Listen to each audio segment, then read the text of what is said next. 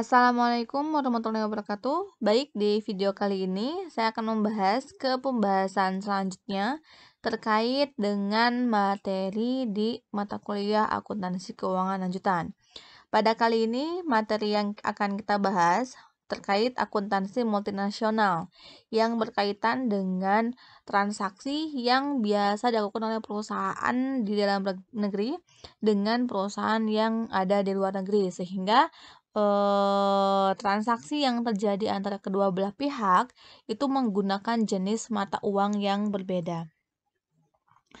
Nah, karena di sini transaksi yang terjadi itu menggunakan mata uang yang berbeda, otomatis kita akan melihat berapa sih nominal yang harus kita akui pada saat transaksi dan berapa nominal yang harus kita akui pada saat penyajian laporan keuangan.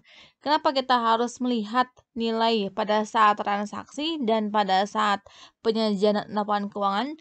Karena di sini nilai yang berkaitan itu berhubungan dengan kurs. Sedangkan kurs itu kan biasanya nilainya itu berubah-ubah, tidak tetap.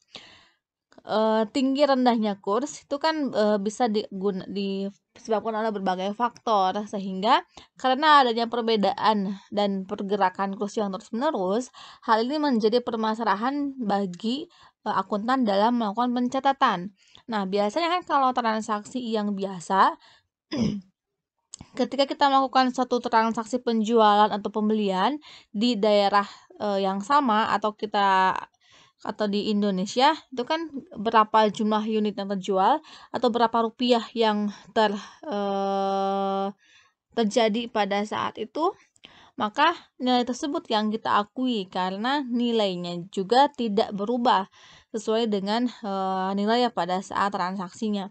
Contohnya penjualan mobil 200 juta tahun 2020. Nah, jika penjualan mobil yang 200 juta itu belum dilunasi, maka si perusahaan penjual masih tetap mengakui adanya piutang sebesar nilai yang terjadi pada saat tahun 2020 ketika si mobil tersebut dijual, yaitu sebesar 200 juta. Tetapi berbeda jika perusahaan mobil yang ada di Indonesia itu menjual kepada pihak luar, sehingga di sini uang yang diterima oleh kita selaku penjual mobil dari luar negeri, dari si perusahaan yang di luar tadi, itu kan bukan dalam rupiah, karena transaksinya itu terjadi di luar negeri, sehingga mata uang yang digunakan pun menggunakan mata uang yang berada di sana. Nah, maka dari itu, jika kita menjualnya seharga 200 juta pada saat tanggal 1 Januari dengan kurs yang berlaku pada di sana itu 10.000, tanggal 1 ya, belum tentu pada tanggal 31 itu kursnya tetap 10.000, bisa juga berubah. Nah, perubahan ini yang menjadi permasalahan bagi di akuntansi. Nah, maka dari itu kita harus memahami mana nilai yang akan kita akui pada saat transaksi itu terjadi, lalu pada saat kita akan membuat laporan keuangan, sehingga nilai yang tercantum yang tersaji di dalam laporan keuangan itu sesuai dengan nilai yang sebenarnya. Nah, maka dari itu di sini PSAK 10 mengatur adanya prosedur akuntansi untuk mencatat dan mengakui bagaimana sih perlakuan akuntansi terhadap transaksi yang berhubungan dengan penjualan, hutang piutang atau pembelian dan sejenisnya. Yang pasti ini berkaitan dengan pihak luar negeri kayak gitu. Nah, maka dari itu di sini ada yang dimaksud dengan foreign transaction. Nah, ini maksudnya apa sih di sini? Untuk saya singkat FCT, di mana suatu transaksi dalam mata uang asing yang akan didenominasi, yang akan dinilai sesuai dengan nilai aslinya. Contohnya bagaimana transaksi untuk yang di sini. Nah, saya akan ilustrasikan ya di file Excel-nya sebentar. Nah, di sini contohnya ada suatu transaksi yang terjadi antara PT Fashion dengan perusahaan yang ada di Australia, di mana PT Fashion ini memproduksi baju, memproduksi sepatu terus memproduksi tas yang berhubungan dengan fashion, tapi bahan dasarnya atau bahan bakunya berasal dari kulit domba yang ada di Australia.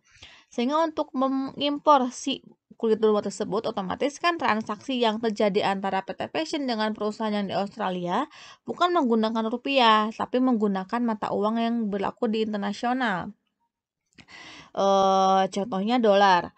Nah, berarti di sini ada harganya bahwa kulit domba yang dibeli oleh PT Fashion dari Australia ini nominalnya sebesar 100 dolar pada saat itu, tanggal 1 Januari.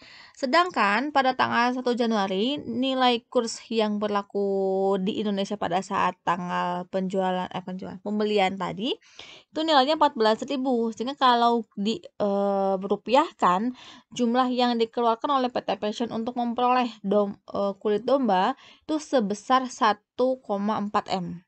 Nah, nilai yang 1,4 M ini dan kursi yang 14.000 ini diakui termasuk ke dalam salah satu transaksi foreign transaction karena berlaku pada saat terjadinya dan akan didenominasi ke dalam mata uang yang lokalnya.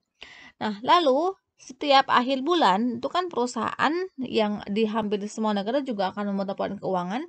Di sini PT Passion akan membuat laporan keuangan bulanan per tanggal 31 Januari.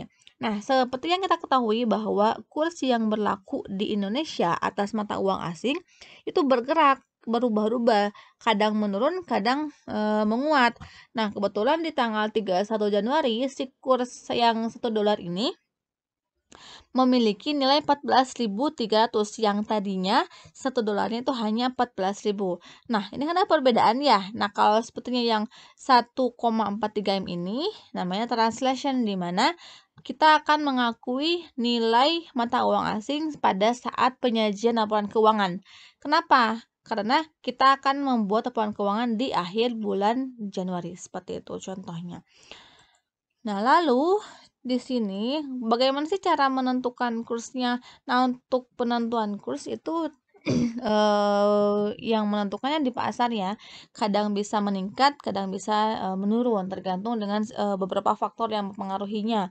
Di antaranya ada laporan posisi keuangan pembayaran. Contohnya, biasanya di si kurs rupiah terhadap dolar itu akan menguat jika neraca perdagangan di Indonesia itu positif, di mana si transaksi yang dilakukan oleh Indonesia kepada pihak luar atau ekspornya lebih besar dibandingkan impornya, sehingga nilai rupiah terhadap dolar itu menguat. Jadi kalau menguat itu kita bisa memperoleh 1 dolar dengan hanya mengeluarkan rupiah yang kecil, itu menguat. Tapi kalau sepertinya melemah, itu kita akan membutuhkan nilai rupiah yang lebih besar hanya demi mendapatkan 1 dolar saja. Lalu yang kedua itu si perubahan kurs juga bisa ditentukan dengan adanya perubahan suku bunga di Bank Dunia. Kalau sepertinya suku bunganya besar atau kecil, itu pasti akan mempengaruhi si kursnya, termasuk juga kejadian-kejadian yang ada di dunia. Kalau sepertinya biasanya kan kalau sepertinya di luar negeri itu lagi merasa terancam atau lagi bahaya, otomatis si kursnya itu melemah kayak gitu. Tingkat investasi juga berubah diperhitungkan ya, dan stabilitas dan proses tata kelola di negaranya. Semakin bagus tata kelola, lalu semakin bagus perekonomian di suatu negara sehingga menarik investor asing untuk berinvestasi di kita, itu menandakan bahwa si rupiah kita itu menguat terhadap dolar.